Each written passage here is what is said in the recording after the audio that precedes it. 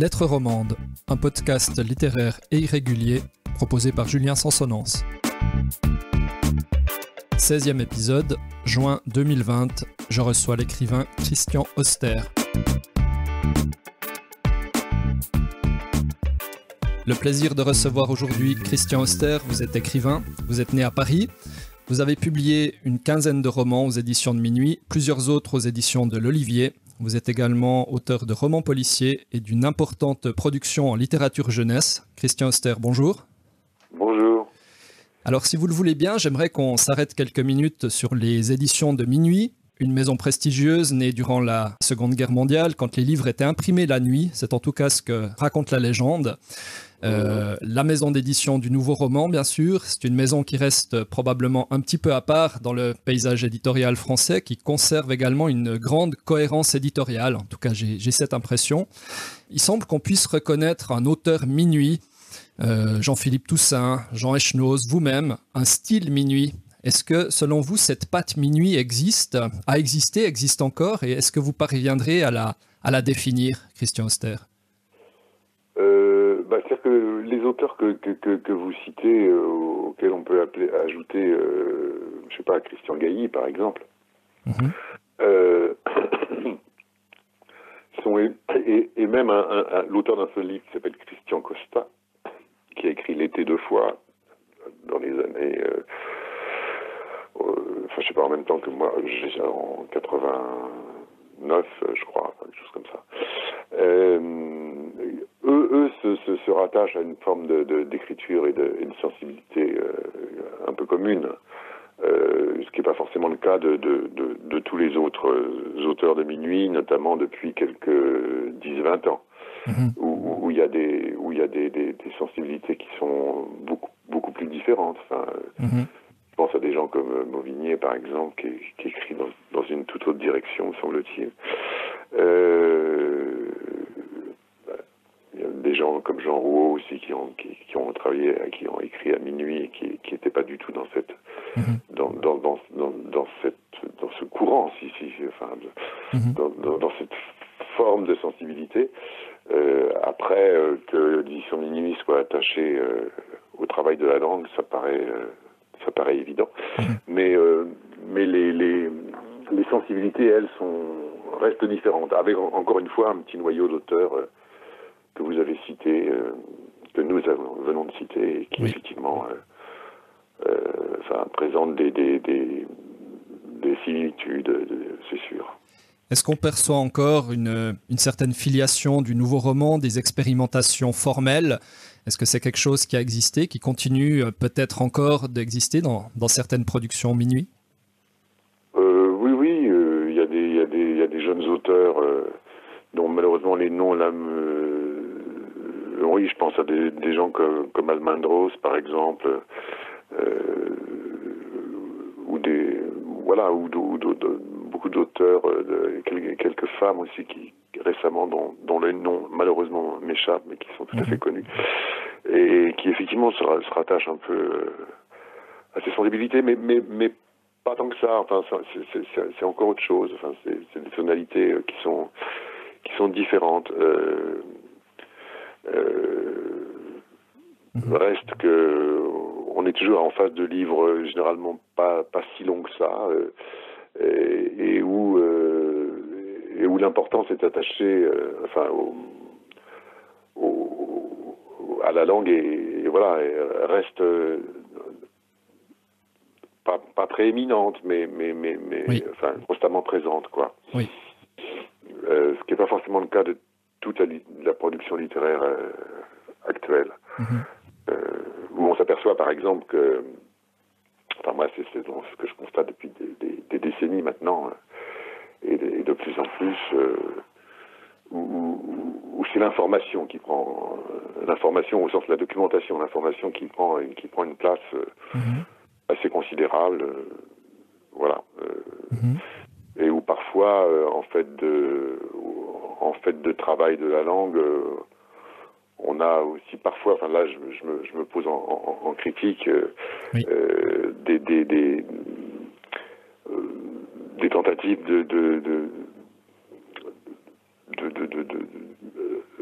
d'embellissements qui sont pas forcément toujours d'une modernité irréprochable. Enfin, voilà, je peux vraiment dire ça. Je n'ai pas trouvé les bons mots. L'information, la documentation, effectivement, on le voit dans les derniers prix Goncourt. Il y a des intérêts comme ça pour des périodes historiques qui sont souvent très bien documentées. Il y a tout un travail de recherche historique. C'est une tendance que vous constatez? Moi, j'ai un problème avec ça.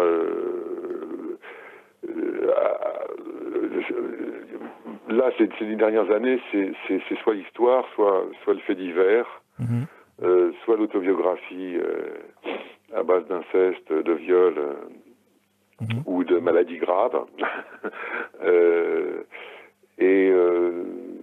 Donc, ce que j'appelle des sujets, soit des sujets qui sont prédéterminés, qu'on comprend dans l'histoire ou dans le fait divers, le fait divers plus généralement atroce, soit qu'on prend dans des thèmes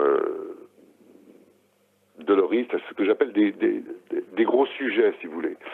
Et du coup, le gros sujet, le sujet même en tant que tel, mais le gros sujet devient une espèce d'écran comme ça, qui est présenté et qui donne une espèce d'alibi, si vous voulez, au projet littéraire. Une espèce d'artillerie lourde, si vous voulez, qui est là et qui vient servir de caution à un projet littéraire. C'est une tendance, je vous le dis franchement, qui m'agace. Qui m'agace et qui nous colonise, enfin, qui vient là en concurrence presque déloyale, si j'ose dire.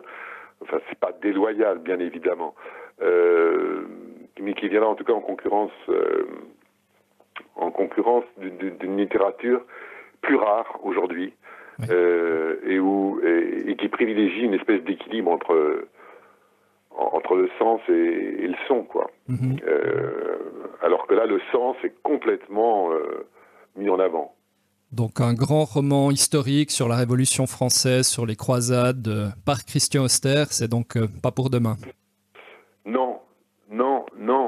Ça ne veut pas dire que j'apprécie pas le savoir-faire de ces gens-là. Il y a un savoir-faire, je m'incline toujours devant les savoir-faire. Mais là, on parle un peu de littérature, et donc on parle d'essai. Et dans ce domaine, je trouve que la littérature a du mal à tirer son épingle du jeu. Comme dans toutes les littératures qui mettent en avant le sens. Par exemple, quand on prend la littérature de genre, et je pense au genre le plus marqué, qui est celui de la science-fiction. Oui. La science-fiction est totalement colonisée par le sens. Tant pis, tant mieux, si vous voulez. De même que le roman de détection. Le roman de détection est complètement colonisé par le sens. Plus il y a de sens, moins il y a de forme, moins il y a de son. Oui. Et c'est pour ça qu'en science-fiction, par exemple, finalement, les stylistes se comptent sur les doigts d'une main. Oui. Il y en a très peu. Oui, c'est juste. Oui. Il y en a, mais il y en a très peu. Et d'ailleurs, quand il y en a, on s'aperçoit que la part d'information, la part de sens, est finalement plus réduite, plus concentrée. Oui. En Suisse, nous avions un auteur célèbre, un écrivain qui a reçu le prix Goncourt, Jacques Chesset, qui lui parvenait sans doute à conjuguer comme ça une très belle recherche stylistique, esthétique, et un goût pour parfois le fait divers, l'événement historique. Je ne sais pas si vous connaissez l'œuvre justement, je le connais. Non, mais voilà, ça m'intéresse. Ça m'intéresse. Je vais aller voir de ce pas. Oui. Oui, c'est un écrivain qui, en tout cas... de réputation, mais je ne l'ai pas lu, quoi. Dans ses dernières productions, il prenait souvent un fait divers de son pays, de sa région, à la fois qu'il aimait et sur laquelle il portait un regard assez critique, assez dur, et avec une langue qui était absolument magnifique. Un grand écrivain. Ouais. D'accord, je vais aller voir. Et pour conclure sur les éditions de Minuit, vous avez connu Jérôme Lindon. Quel genre d'homme était-il? Quel genre d'éditeur était-il? Quel genre d'éditeur? Un bon éditeur qui vous accueille en vous disant en passant le seuil de cette maison, abandonné tout espoir d'argent, de gloire, etc. Et voilà, avec quelqu'un qui pouvait être assez cruel ou dont la sévérité pouvait se traduire par une forme de cruauté à certaines époques avec certains de ses auteurs. Mais voilà, un lecteur évidemment précieux, aguerri, et enfin en qui on pouvait, auprès de qui on trouvait des échos parfois extraordinaires et parfois extrêmement encourageants. Voilà. Mais c'était même assez secret, hein. Voilà. Tout à fait. Et un homme secret et dur comme l'était Jérôme Lindon face à un auteur timide, parfois ça crée des silences, quoi. D'accord. On va s'arrêter quelques secondes sur le style austérien. Souvent, vos histoires débutent par une situation incongrue. Dans la vie automatique, un homme met le feu à sa maison, d'ailleurs involontairement, et constatant le problème, décide tout simplement de faire sa valise et s'en aller. S'ensuit une errance dans Paris, quelques rencontres. J'aimerais également vous lire les premières lignes de votre roman « Le cœur du problème ». Pour dire les choses vite, quand je suis rentré chez moi ce soir de juillet, il y avait un homme mort dans le salon. Pour le dire plus précisément, l'homme était allongé sur le ventre, à l'aplomb de la mezzanine où nous avions notre chambre, Diane et moi, et dont j'ai vu que la balustrade avait cédé. Nous devions depuis longtemps renforcer cette balustrade qui commençait à présenter du jeu. Je sortais d'un rendez-vous de travail particulièrement improductif et j'étais plutôt de mauvaise humeur, si bien que ma première réaction a été une forme d'agacement, un peu comme si je venais de trouver le salon en désordre ou, pour être plus juste, comme si ce qui ressortait de ce que j'avais découvert avait prioritairement à voir avec le désagrément. On a là deux incipits de romans. Vos personnages, en réalité, ne se rebellent jamais. Vous les placez dans des situations imprévues, dans les premières pages, voire parfois loufoques, et ils acceptent sans beaucoup discuter, ni même se questionner sur cette situation. Qu'est-ce que vous voulez dire par là? Est-ce qu'il y a une impuissance des personnages, une fatalité, ou peut-être un besoin de ne pas trop prendre les choses au sérieux, Christian Auster? Moi, je vois pas les choses comme ça. Je pense pas que les personnages subissent. Vous voyez, vous prenez cette entrée de ce roman-là. Et moi, ce que je retiens dans ce que vous venez de lire, et c'est quelque chose dont je me souviens au moment où je l'ai écrit, c'est cette notion de désagrément. Moi, j'essaie de me mettre dans la peau du personnage qui vit cette situation. Et je me dis non seulement il n'est pas impossible, mais il est même très crédible et probable que face à cette découverte absolument terrifiante, il y a deux choses. Il y a le côté terrifiant et il y a le côté on vient m'emmerder. Enfin, les ennuis arrivent, c'est pénible, c'est désagréable. Et ce truc qui paraît dérisoire me paraît pas dérisoire du tout, même si d'une certaine façon c'est un refuge aussi de la pensée qui permet d'occulter plutôt l'aspect objectivement dramatique.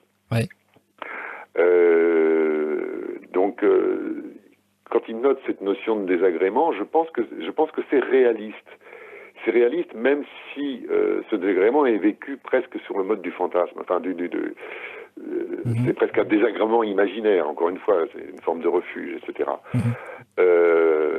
Après, dans la situation que vous évoquez, l'homme est simplement confronté à quelque chose à un événement qui a un rapport avec la femme qu'il aime, en tout cas au début du roman c'est le cas, et sa première réaction, contrairement à ce que m'ont renvoyé un certain nombre de lecteurs en effet, c'est pas d'aller d'aller directement à la police et d'inquiéter directement sa femme. C'est au contraire dans un premier temps, et après il va comprendre que c'est compliqué, de la couvrir. Voilà, d'autant plus que il s'agit pas forcément c'est pas d'une préméditation ou d'un meurtre atroce, etc. Voilà. Ouais. Donc ça me paraît pas si si extraordinaire que ça, si atypique que ça, voilà. Je sais qu'on me dit souvent que mon personnage est malmené. Moi, là, en relisant Rouler, là, ce matin, ou même La vie automatique, pour moi, il est pas malmené. C'est au contraire lui qui mène la danse. C'est lui qui décide de comment il décide de ne pas vivre dans la vie automatique et de se mettre en attente dans Rouler. Ouais. Il est même assez déterminé. Je vois dans Rouler, il refuse tout ce qui l'empêche de s'abandonner à cette attente dans laquelle il est. J'ai retrouvé, je n'ai qu'un passage. Voilà, il dit à un moment donné, puis j'ai pensé que non, que j'étais vivant, que la vie en moi travaillait, en somme, travaillait encore et souterrainement, et que je la guettais au sortir de son trou. Ouais. Voilà, c'est pas spécialement, c'est pas spécialement passif finalement. Ouais. Mais tout de même, un peu contre cette mais qu'on ait cette impression, c'est évident. Hein, oui. Je peux pas le nier. Oui, absolument. Bah, c'est intéressant. C'est un homme qui découvre un mort chez lui, et le premier sentiment que vous explorez, que vous décrivez, c'est le désagrément. Alors, n'importe quel autre auteur aurait sans doute décrit des autres sentiments, peut-être d'effroi, peut-être de curiosité, peut-être. Oui. Et je trouve que le fait d'insister sur le désagrément, finalement, sur les aspects assez pragmatiques, hein, qu'est-ce qu'il va falloir faire de ce corps, il va falloir réparer la balustrade. Enfin, ça donne un côté décalé qui est un petit peu absurde aussi, peut-être un peu, et qui, moi, me fait sourire. Enfin, c'est des romans qui, presque toujours, en tout cas dans les premières pages, me font sourire. Je trouve qu'il y a un effet presque un peu comique dans ce décalage, en fait. Alors, on n'éclate pas de rire, mais on sourit. En tout cas, c'est comme ça que je les lis. Mais oui,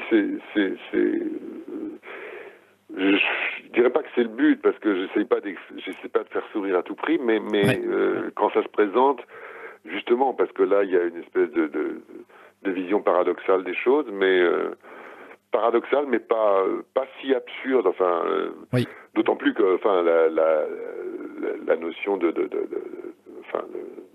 crime, etc., de mort, est quand même présente. Enfin, je veux dire, c'est quand même un peu aussi le sujet du livre. Enfin, donc c'est quand même abordé aussi. Simplement, effectivement, cette première réaction me paraissait intéressante à traiter et éventuellement de prêter à sourire, oui. Ouais. Tout à fait. Alors, votre style est très reconnaissable, on en a parlé. Je me suis demandé si, après 15-20 romans, est-ce qu'il peut arriver que les écrivains soient un petit peu limités, prisonniers en quelque sorte du style qu'ils ont façonné, qu'ils ont créé de roman en roman, d'année en année. Est-ce que ce style et cette façon de faire ne devient pas finalement un petit peu un obstacle à la créativité, à l'expérimentation, Christian Auster? On peut dire que tout est obstacle. Enfin, je veux dire, le fait d'écrire, c'est pas tellement le style ou l'écriture, c'est le fait d'écrire dans un domaine qui est un domaine pour dire les choses, vite, domaine intimiste, avec quelques personnages, un narrateur, où finalement les personnages ne sont perçus qu'à travers un seul regard, qui est celui du narrateur. Tout ça, évidemment, est une palette de départ à faible amplitude. Et donc, en effet, la possibilité de se renouveler à l'intérieur de cette forme est plus complexe que si on part sur des sujets effectivement beaucoup plus larges, des thèmes beaucoup plus larges, beaucoup plus exotiques, etc., etc. Ça, bien sûr. Mais pour ce qui est de l'écriture elle-même,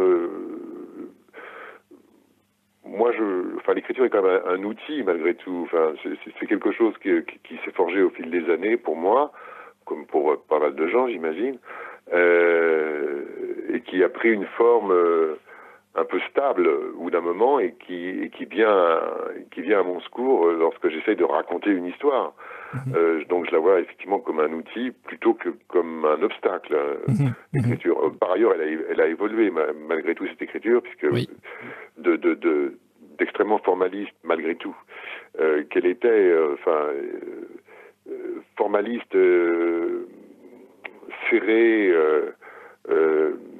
Dans les premiers romans, elle est devenue plus lâche, moins apparemment contrôlée, en tout cas dans les suivants. Et donc il y a une évolution. En vérité, quand je ne pense pas à maintenir ou à faire évoluer mon écriture, elle évolue d'elle-même, peut-être aussi à travers la façon dont je construis mes histoires. Et dont j'ai décidé aussi au fil du temps de les faire évoluer. Je fais émerger beaucoup plus l'affect qui était enfoui en fait sous le travail de la langue dans les premiers romans. Oui. Enfin, qui était caché volontairement d'une certaine façon. Donc je le fais ressurgir et de même que je sais pas, j'avais au début dans mes premiers romans banni toute forme de dialogue, en tout cas non intégré dans la narration, comme une forme impure. Enfin, c'était un choix que j'avais fait qui m'intéressait, que je trouvais très défendable. Et puis peu à peu, je l'ai abandonné et j'ai même inversé. Au point que mes romans sont constitués, je sais pas, peut-être au moins pour moitié de dialogues qui sont intégrés dans le corps de la narration. Donc votre Vous voyez, donc tout ça est un peu en évolution malgré tout. C'est ça. De même que j'ai écrit tous les derniers romans depuis, je sais pas, notamment depuis Roulet, mais tous les romans sont écrits au passé composé. Oui. Alors qu'ils étaient écrits auparavant au passé simple. Alors vous parlez de Roulet, je ne connais pas toute votre production, néanmoins j'ai l'impression que c'est un roman un petit peu à part, puisqu'on est finalement dans une sorte de road trip. Est-ce qu'il y avait une volonté d'entrer dans ce genre pour vous Est-ce que vous aviez une volonté d'écrire un road trip tout simplement? Oui, d'une certaine façon, oui. C'est-à-dire qu'en fait, je me suis aperçu que tous mes romans fonctionnent sur le déplacement, notamment géographique, d'abord géographique, disons, en tout cas c'est ce qui est palpable tout de suite. Tous, y compris d'ailleurs le roman qui précède Roulet, qui est dans la cathédrale, et où on se déplace beaucoup par divers moyens de transport, je crois, à l'exclusion de la voiture. Le train, le car, le vélo, la moissonneuse-batteuse, etc. Et je me suis dit que j'allais faire un roman qui effectivement serait entièrement mobile et en voiture, sachant que dans tout road trip qui se respecte, c'est quand même les pauses qui l'emportent et que c'est des arrêts. Mais surtout, j'avais pris une option là très volontariste d'écrire parce qu'il y a un mot barbare que vous connaissez comme moi qui est behaviorisme et j'ai voulu vraiment faire en sorte d'écrire une sorte de roman behavioriste en prenant un personnage à la première personne, donc a priori qui va du côté plus de l'introspection, fait, très peu de choses sont dites sur les motivations du personnage. Oui. Donc c'est surtout ça qui se trouve du côté du factuel, c'est que bon voilà, on voit le personnage agir, mais on ne sait pas exactement pourquoi. On sent bien qu'il va pas très bien, ça c'est sûr, mais on ne sait pas exactement pourquoi. On va finir par le savoir, mais de façon très courte. Et behaviorisme encore, dans la mesure où même s'il a des états d'âme passagers où on ne révèle pas ses motivations, mais des états d'âme ponctuels au cours du roman, je viens de le relire là, eh bien ce behaviorisme, cette vue en extérieur, s'applique aussi à lui-même. C'est-à-dire que lui-même s'observe, mais de l'extérieur en quelque sorte. Il observe ce qui se passe en lui.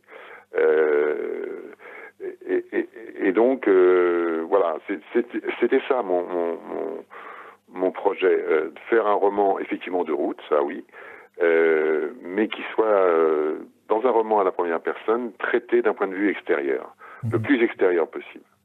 Voilà, c'était un parti pris qui m'intéressait, enfin, qui va dans la lignée de mes influences, de mes lectures de Manchette, par exemple, enfin, des romans noirs américains, enfin, évidemment, où effectivement on est dans le factuel toujours, quoi. Et ça m'intéresse beaucoup, ça. C'est ça. Mais même quand je lis une série noire pas trop mauvaise, j'ai ce plaisir, moi, d'être dans le factuel, dans l'effectuation, quoi. Ouais.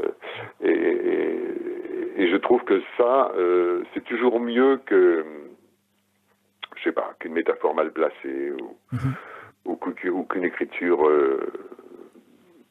à intention baroque qui n'aboutit pas, enfin, etc. Vous voyez. Alors, je suis assez sensible à ça. C'est effectivement un roman de route, et pourtant la description, les paysages, la description des personnages également est finalement assez sommaire. Disons, vous n'êtes pas du tout dans la carte postale, dans le roman touristique, pas du tout. C'est pas du tout votre parti pris. Ben, en fait, en relisant ce bouquin-là, j'ai vu qu'il y a beaucoup de descriptions. De paysages, avec un vocabulaire relativement limité, mais néanmoins plutôt précis. Et il me semble qu'on se déplace dans des lieux quand même, qu'on voit des choses, ou en tout cas qu'on les imagine. Par exemple, votre personnage, physiquement, on a beaucoup de mal à l'imaginer. Oui, mais ça, oui, en effet, c'est possible. Mais ça, en fait, c'est parce que j'ai jamais pris la peine, peut-être parce que c'est un narrateur, je sais pas, j'ai jamais pris la peine de décrire mes narrateurs. En effet. Ça m'est arrivé peut-être une fois ou deux, ponctuellement. Ouais. Mais ce qui m'intéresse, c'est ce qu'il perçoit de l'extérieur, des autres, etc. Et de lui-même, mais évidemment, mentalement. Oui, sur le physique, l'apparence du narrateur, il y a très peu de choses en général, oui, c'est vrai. Du narrateur et des personnages, j'ai l'impression aussi les personnages féminins sont...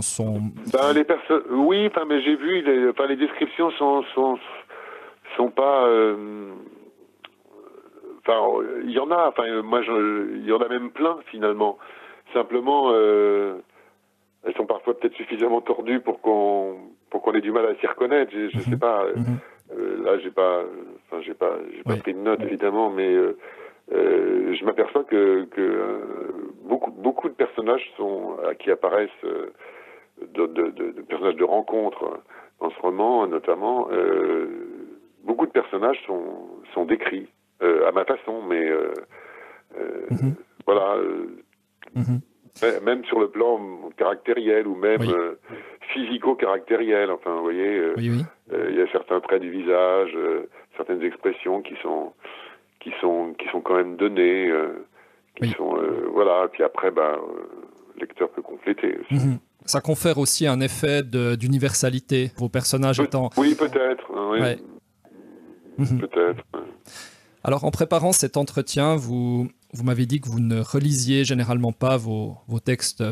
Est-ce que vous avez relu un texte tel que Volleyball, par exemple, depuis sa publication? Justement, je l'ai relu récemment. Mhm. Je sais pas, parce que quelqu'un m'a dit, tiens, je vais lire Volleyball. Ouais. Et comme ça faisait longtemps, celui-là, je l'ai relu récemment, effectivement. C'est votre premier roman publié à minuit, hein, c'est bien juste. Oui, tout à fait, oui. Voilà. Oui, c'est un roman écrit à la troisième personne, Oui. un peu exceptionnellement, mais qui fonctionne exactement comme un roman à la première personne. Ouais. De même qu'un autre qui s'appelle Le Pique-Nique, qui est le 5e, je crois, et qui est aussi à la troisième personne. Mais voilà, c'était juste pour me prouver que j'étais encore capable d'écrire à la troisième personne, mais en fait, c'est une fausse troisième personne.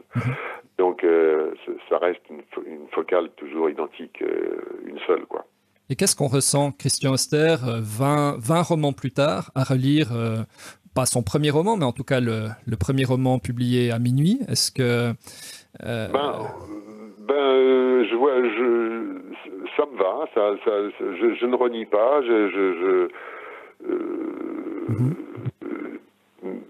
c'est une manière différente. Enfin, ceux qui suivent Volleyball, l'aventure et le pont d'Arcueil et Paul au téléphone, notamment l'aventure et le pont d'Arcueil, sont des livres plus complexes où je me suis aperçu en les relisant, alors là il y a beaucoup plus longtemps, que l'écriture était extrêmement serrée, sans respiration d'une certaine façon. Oui.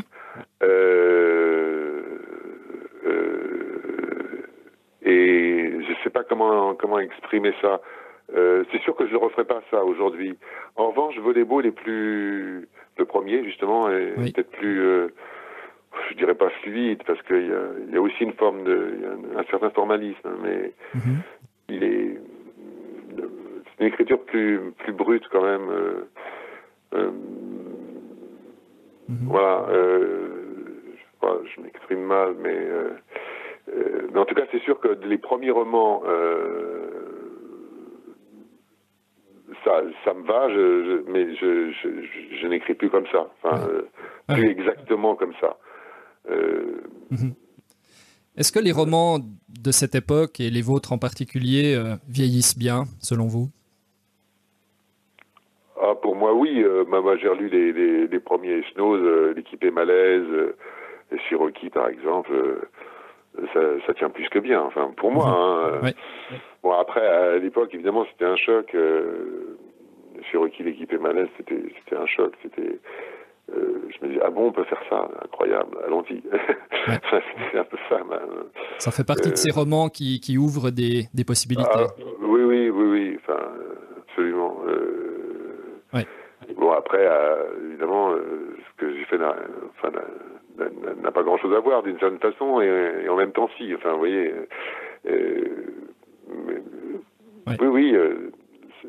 Non, moi, je trouve pas du tout que même les premiers Gailly, par exemple, moi, j'aime bien. Enfin, ça a pas.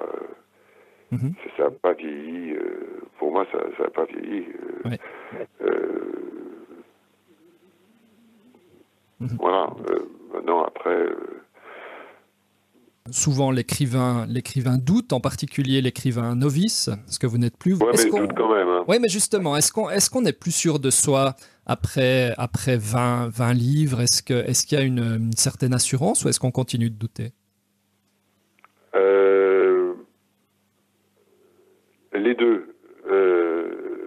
À la fois, on a une forme d'assurance et on doute sur certains aspects, etc. Mais moi, je vais vous dire, j'ai eu une forme d'assurance sur la totalité de mes romans d'une certaine façon.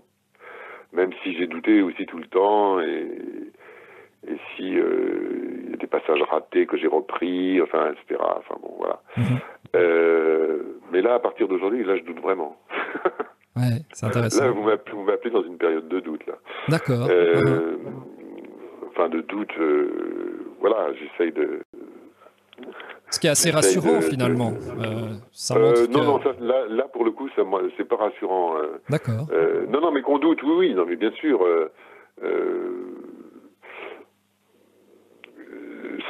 C'est tout à fait normal qu'on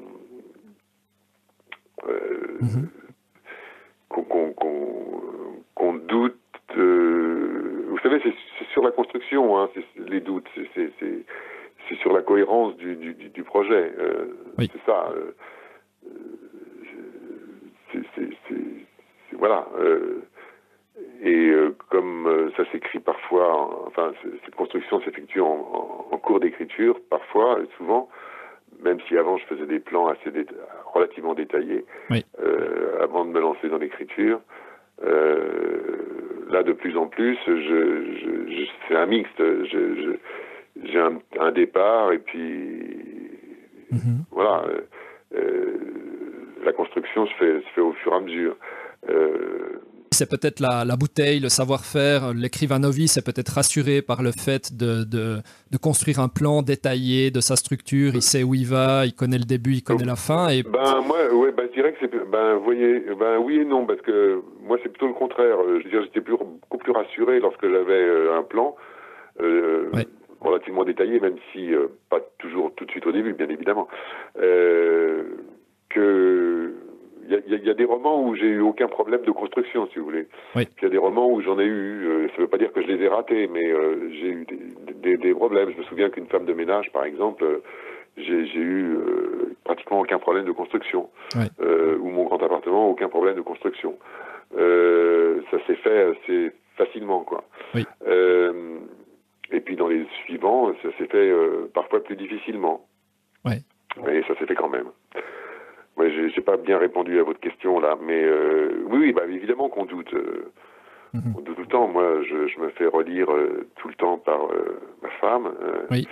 qui est également écrivain, et j'ai besoin d'un retour. J'ai besoin, voilà. Oui. Et elle voit des trucs qui collent pas, etc. Enfin, oui. Est-ce qu'à chez vous, est-ce que vous avez produit des manuscrits qui étaient tellement, dont la gestation a été tellement difficile ils ont jamais quitté votre tiroir? Oui, il y en a.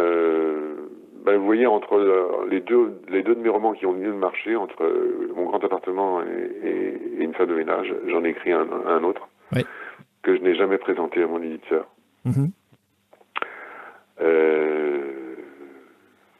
Est-ce que c'est possible de le retravailler un jour ou l'autre, ou lorsque les textes sont sortis, Non, je crois pas qu'on puisse retravailler des choses. Oui. En plus, c'est très chiant. Enfin, je veux dire, de retravailler des textes qui n'ont pas pris à l'époque, enfin, que vous n'avez pas suffisamment senti. C'est tellement beaucoup plus exaltant de partir sur quelque chose de neuf. Enfin, donc voilà. Bon, alors, je vais vous dire un truc, j'ai pas jeté. Mais par contre, je sais pas où c'est. C'est assez austérien, ça, comme situation. Non, mais c'était pour dire, honnêtement, quoi, j'ai pas jeté. Voilà. Ouais. Mais j'ai aucune intention de reprendre quoi que ce soit, bien évidemment. Oui, c'est ça. On a l'impression que les textes, les manuscrits ont presque leur propre existence, leur propre personnalité. Et quand ils sont pas réussis, on a beaucoup de mal. Ça s'apparente un peu au bricolage, au collage, mais je sais pas, on a l'impression qu'un texte qui est sorti, ma foi, s'il est pas bon, on peut pas en faire grand chose. Ouais. Mais oui, c'est ça. Là, récemment, j'ai abandonné plusieurs projets, donc je suis reparti sur un autre, mais j'en ai abandonné plusieurs, et que j'avais un peu avancé quand même, vous voyez. Oui. Même l'un que j'avais bien avancé, mais non. Ouais. Et un des critères que j'ai retenu pour m'apercevoir que ça marchait pas, c'est qu'on ne souriait jamais. Oui, c'est ça. Et moi, je suis pas contre, à la limite, la littérature sans humour peut produire par exception de bons livres, mais c'est par exception. Oui, tout à fait. Alors pour en rester un petit peu dans l'atelier, dans la cuisine, je dirais, comment est-ce qu'on réussit une fin de roman? C'est évidemment un moment crucial, la fin, et on est parfois déçu, un très bon roman et puis la fin qui est un petit peu décevante. Comment est-ce que vous soignez particulièrement vos fins? J'essaye. Je vais vous dire un truc, je connais ces histoires de « c'est bien le début, les 30 premières pages, les 50 premières pages, mais après on s'emmerde, etc. » Donc je connais ce genre de lecture et de réaction, et j'essaye de faire bien attention pour moi, la tension doit monter sans arrêt, quoi. Oui.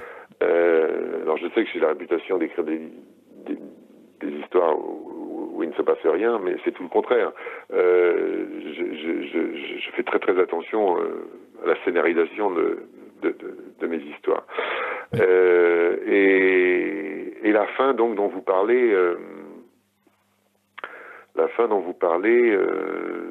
c'est effectivement parfois ce qui est le plus difficile à trouver, et c'est aussi parfois, heureusement, par une espèce de, je peux parler de miracle, mais de résolution,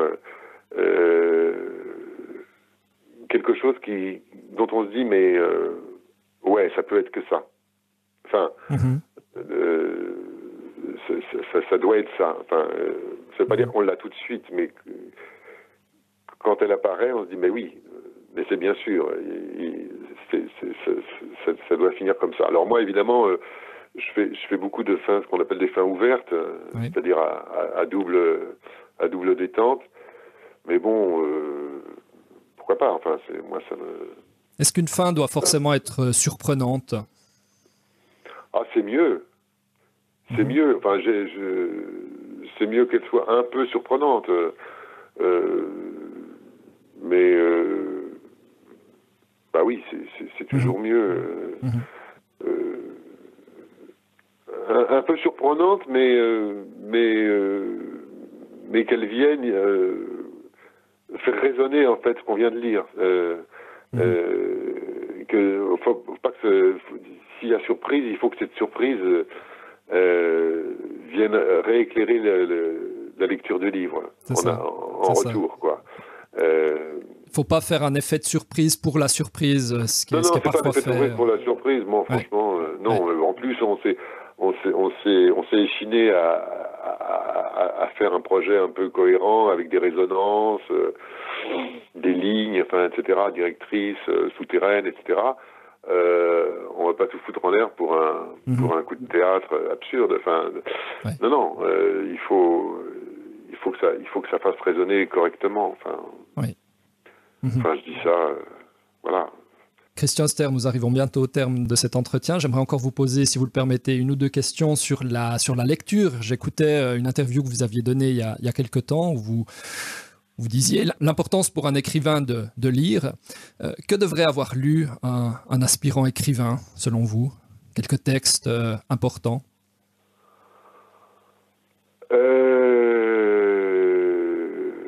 Flaubert. Non, mais... Oui. Voilà, enfin, je sais pas, il invente la modernité en littérature, enfin, je veux dire...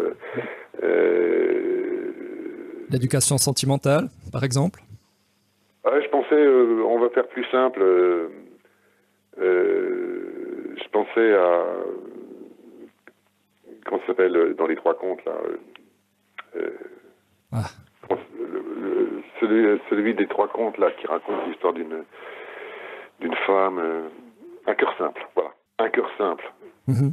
Petit texte court, enfin relativement, ce qui vaudrait aujourd'hui un roman de minuit à peu près, un petit roman de minuit.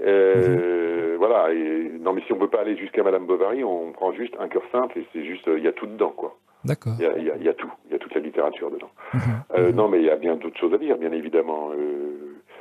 Enfin, dans les classiques, on a évidemment Proust, quand même, enfin, quelque chose de très, enfin, il faut y aller. C'est une globalité. Il y a plein de choses là-dedans. Justement, c'est intéressant, justement, le rapport entre Flaubert et Proust, puisque on a d'un côté une expansion et de l'autre côté Flaubert, quand on a quelque chose une économie, un resserrement, enfin, et les deux sont intéressants.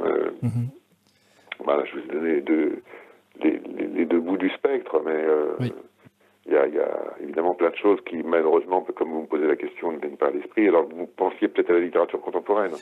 Oui, aussi. Je pensais aussi, par exemple, à un Louis-Ferdinand Céline. Est-ce que c'est un auteur qu'il faut avoir lu, en particulier pour ses expérimentations sur la langue, son jeu sur la langue? Comme j'ai relu il n'y a pas longtemps Le Voyage, effectivement, il y a un truc formidable dans Le Voyage et dans Céline. Il y a un truc formidable. Je me suis amusé à regarder, mais là je pourrais pas vous le ressortir, mais à voir comment c'était formidable, enfin de quelle façon il s'y prenait. Parce qu'il y a des trucs, mais c'est pas des trucs, c'est pas des trucs malhonnêtes. C'est des procédés. Il y a des procédés céliniens qui permettent de mettre en valeur les choses de façon extraordinaire. Et en effet, c'est un pôle qu'il faut connaître et méditer aussi. Vous avez raison.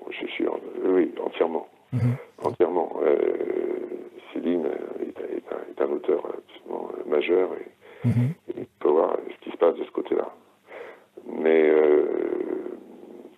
vous voyez, je pensais à un Américain qui doit être mort là. Oui, il est mort.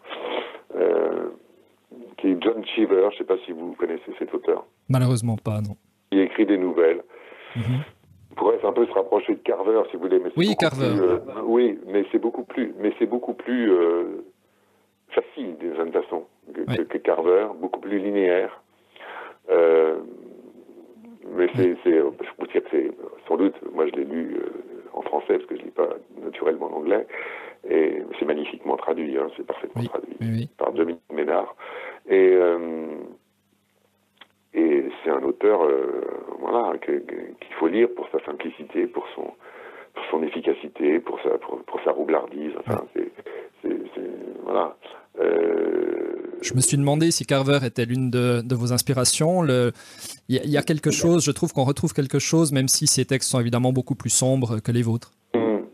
Oui, enfin non, je ne peux pas dire que ça m'a influencé, mais en revanche, je suis sensible à Carver. Oui, bien sûr, j'ai lu Carver et bien sûr. Il y a un sens de la concision chez lui qui est extraordinaire.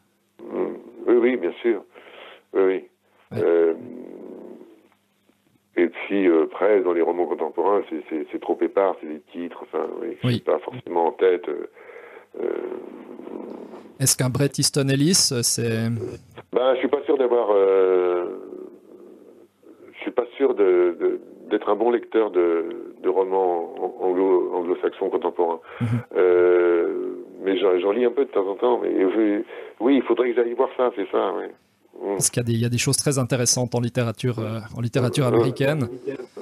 Oui, je sais, mais bien sûr... je pense qu'American Psycho... Pardon ? American Psycho de Ellis est un roman absolument magistral sur les années 80 à New York. C'est très intéressant. Oui, je sais, j'en ai beaucoup entendu parler, bien évidemment. Oui, bien sûr. Mais j'ai un petit reproche à faire à certains romanciers américains, contemporains, mais âgés ou presque morts. C'est que souvent ils en font trop, quoi. Ce sont de trop gros romans. Oui. Tellement de romans seraient tellement plus efficaces s'ils étaient plus courts, plus ramassés. Oui. Je veux dire, en dépit de leur talent et de la façon dont brillamment ils racontent des trucs, mais je sais pas, voilà, j'ai un petit problème avec ça. Et puis au niveau de la littérature contemporaine française, est-ce qu'un Michel Houellebecq, c'est quelqu'un qui doit être lu, qui a dû être lu à une époque? Est-ce qu'il a encore quelque chose à dire selon vous aujourd'hui? Est-ce que c'est quelqu'un que vous appréciez littérairement?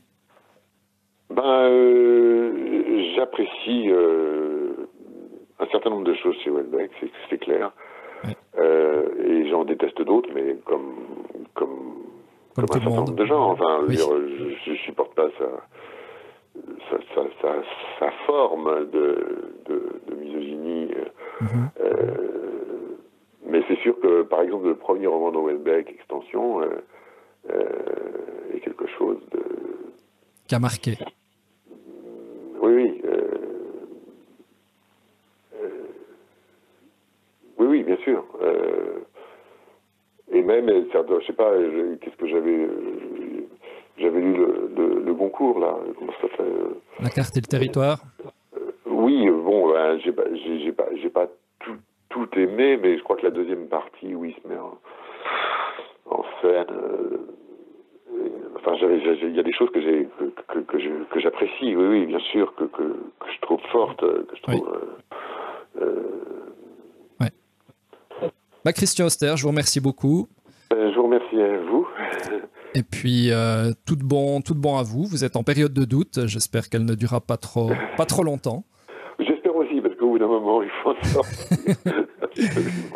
Alors, au plaisir de vous lire. Merci beaucoup. C'était Lettres romandes, un podcast littéraire proposé par Julien Sansonance. Abonnez-vous sur iTunes, Google Podcast ou votre application préférée et retrouvez les anciens épisodes sur lettres-romandes.ch. Aidez-nous à faire connaître ce contenu en mettant une note dans votre application de podcasting et en partageant cet épisode sur les réseaux sociaux.